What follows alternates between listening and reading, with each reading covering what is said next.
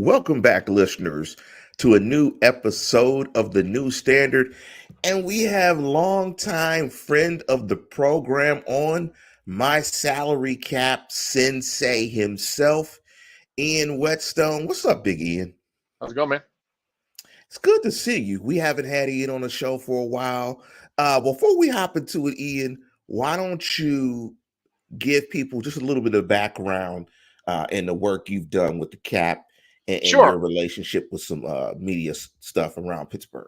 sure. I got interested in cap stuff uh, 2 decades ago at this point. When I was in college, I saw an absence of quality information about it, and I thought if no one can tell me, if no one can give me good answers about this kind of stuff, I'll just learn it myself. That's what I did. There's a lot more decent resources for it now than there were at the time.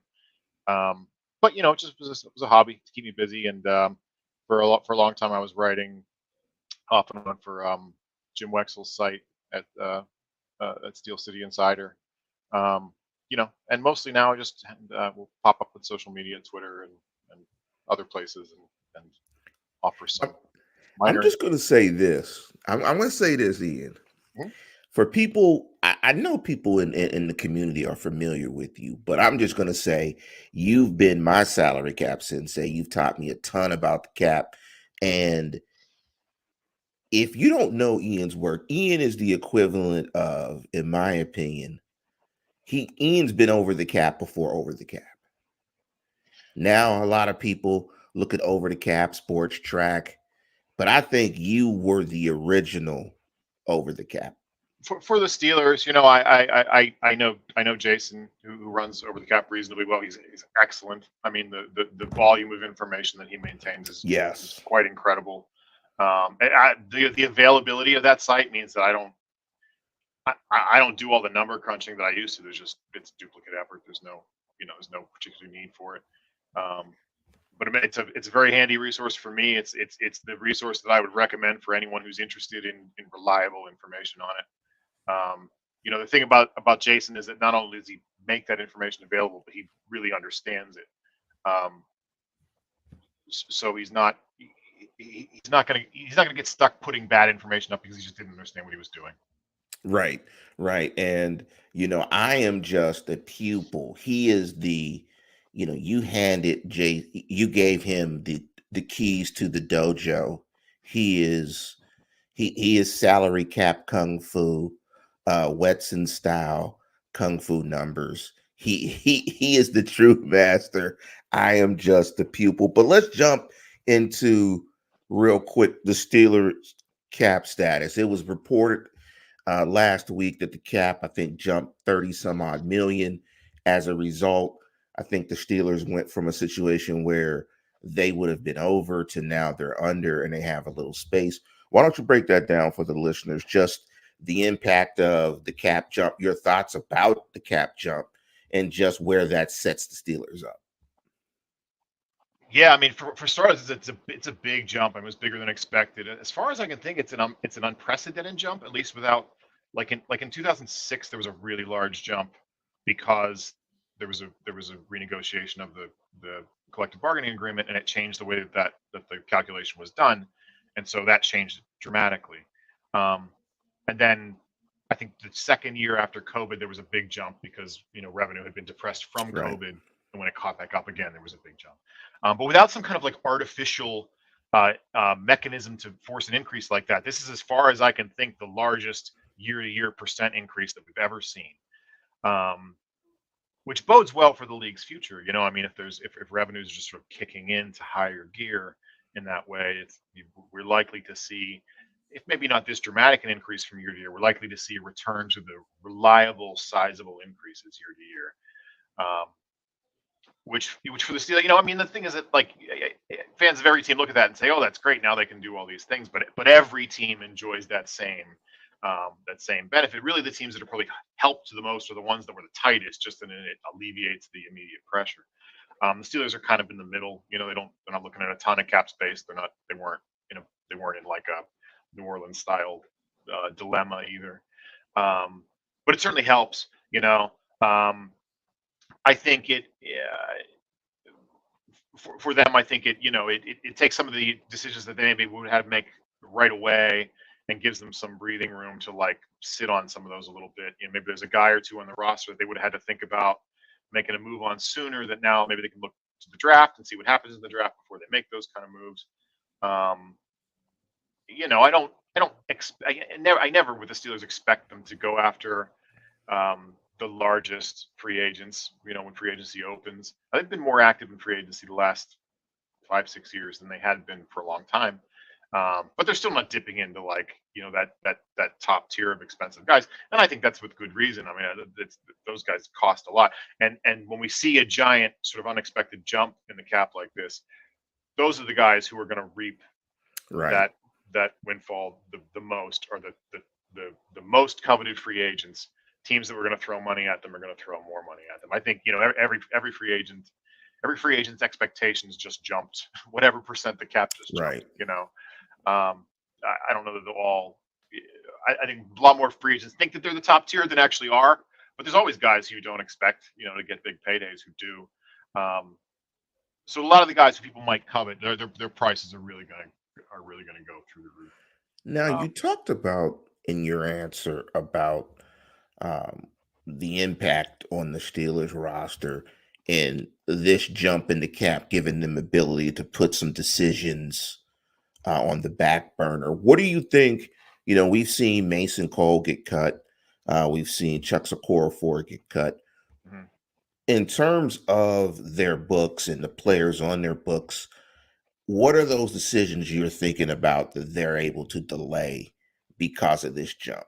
Yeah, I mean, like I think if they needed immediate space, like we'd have already seen something with Allen Robinson. Like, there's no way they're keeping Allen Robinson at the number that he's at right now. Is set to earn 10 million. His cap number is about 12 million. You're not going to pay somebody for that role for that kind of production $10 million. There's no way. But but they can maybe think about. They can talk to him like, hey, do you want to come back? What's the price? Is it something we can work on? Whereas before it would have been like, we got to cut him loose now. I think the fact that they're not in a big press, that's interesting. You can kind of read into if they cut someone like Cole. Like, Cole did not make a ton of money. I think he was slated to make Yeah. 5 million or so this year. His cap number was higher, but he was going to make about 5 million. So that was a player decision. That wasn't a cap Right. decision. Like, that means that they're looking at that position and they think they can do better. And they're not particularly concerned about having him as a fallback in that way. Allen Robinson is I think the big, like the really obvious move yet to come. Like something's going to happen with him at that number. There are guys who it'll be interesting to see what they do. Like I think there's going to be talk about Cam Heyward's number. Cam Heyward's a great player. He's been a great player for the Steelers. I think he's the heart and soul of the team. He's coming off the Walter Payton Award. I don't see the Steelers having interest in moving on from him. I don't think they should. I don't really think roster-wise they're in a position to either. Yeah, I agree. He's got a big cap number. It's the second largest cap number on the team. He's slated to make 16 million this year. His cap number is I think up around 22 million, which is a big number. Although it's not like I don't. He's not. This past year he wasn't at his peak, but he's a good player. And interior defensive linemen are commanding huge dollars. Like if you want to go out and get a top 10 interior defensive lineman, you're going to be paying $25 million a year. Like, it's big money. So I don't think it's an outlandish price to pay for someone who is still a pretty good player. And you don't necessarily just have someone waiting in the wings to step in for, and for leadership and all that kind of thing. But I wouldn't be surprised if they do something with that number in some way. I don't really think they can go to him and seek a pay cut. I don't know that they want to do that just in terms of the relationship, not just with him, but with other players in that locker room.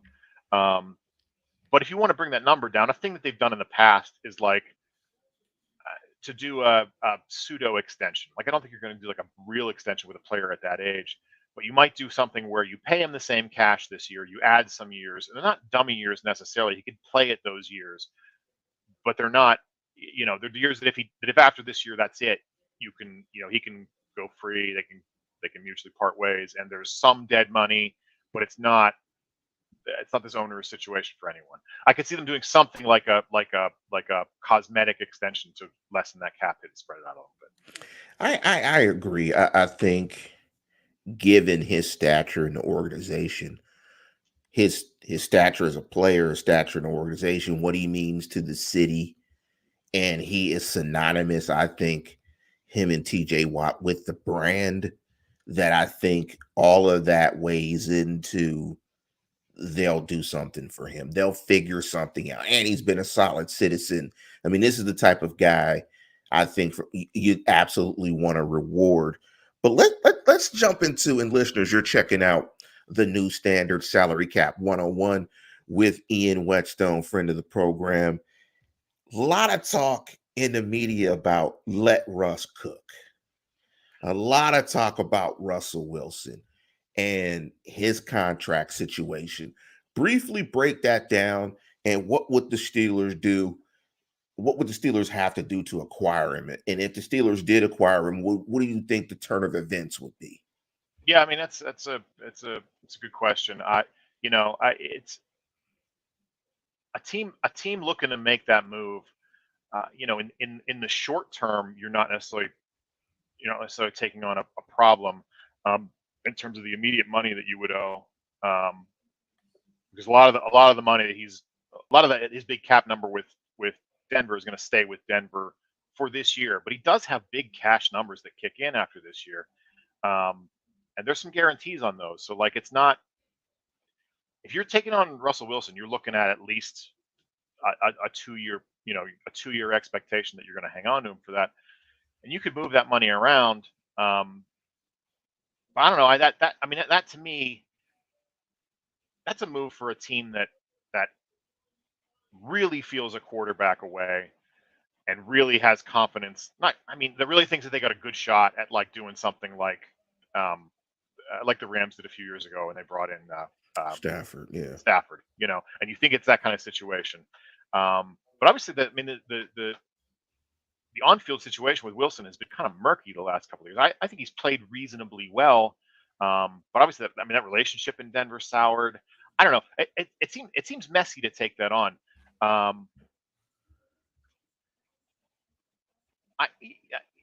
it's not impossible. What does Denver want for him? If that relationship is that sour, then they want to unload him. They don't want to have to pay him the money that they owe him. Do you think they cut him, I, or if they don't, with his, I don't see him playing for them, right? I mean, right? so if there's either a trade market has to materialize, or they have to cut him, I guess. Like, I don't think. I mean, they can't have him sitting around and not start him.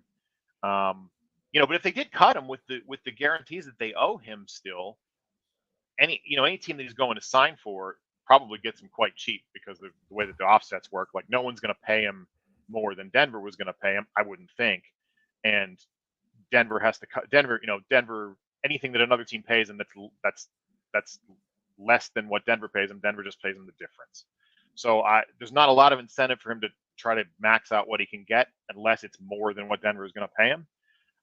So I mean, he could be potentially a bargain for someone if he gets cut. But if he gets cut, that also means he has his pick of any kind of suitors. Right, right. So who knows? I'm generally wary of trying to bring in like veteran quarterbacks like that and hoping that it works out. It just doesn't very often. I know it worked out with Stafford. It's hard to find other examples. Peyton Manning. Peyton Manning went to Denver and that worked out. Given the Steelers' history, I don't think it'll happen.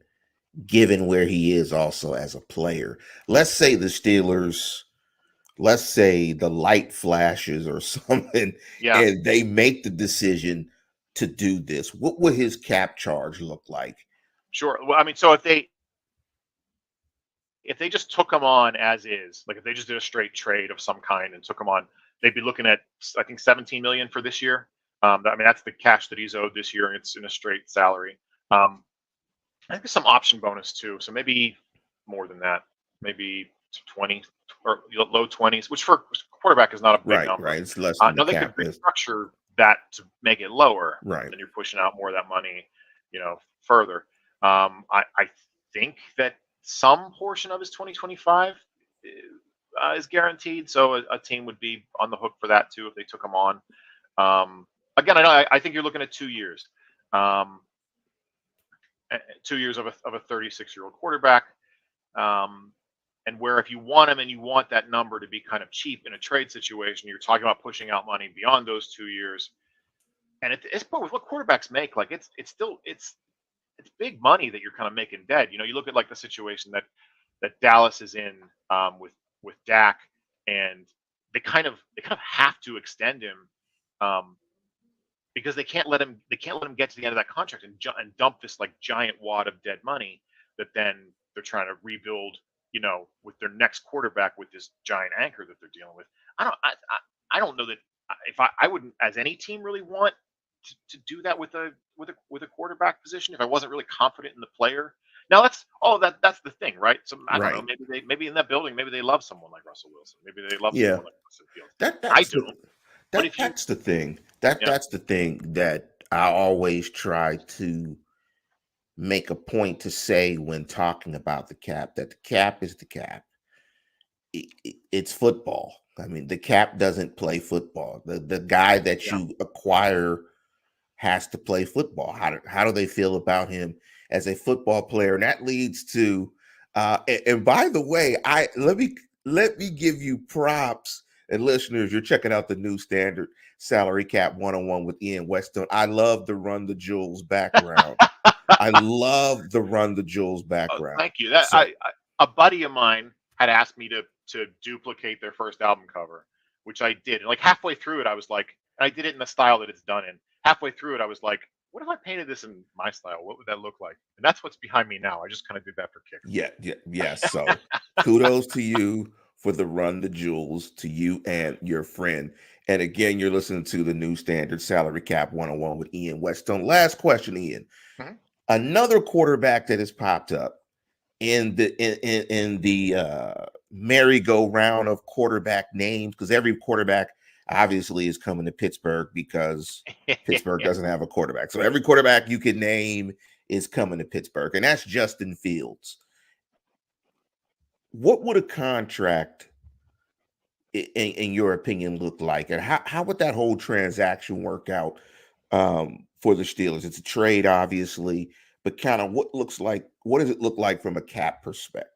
Like if you just trade it for him, if you If trade it you for him just trade it for him, and then extended him. yeah, and extended him, Uh, yes, so I mean, that's the thing. Like if someone that young, if you're trading for him and you're trading what it would presumably take to get him, you know, are you looking to extend him at that point? I mean, if you don't extend him, then and then he succeeds, then you're looking at you got to re-sign him anyway. The problem is that like the way the quarterback money is, like there's like no affordable quarterback pricing right now. You know what I mean? Like yes, when you're looking at Daniel Jones commanding 40 million a year, I, you know, that seemed insane, and it doesn't look any better with a year's hindsight on it. The closest to like a kind of a bargain quarterback, you know, marginally successful quarterback we've seen is was in Seattle. Geno Smith. Gino, yeah, I'm thinking the guy who Ike Taylor nailed. Um, uh, and I think he signed for like 75 million a year plus, or sorry, 25 million a year, 75 over 3 plus incentives.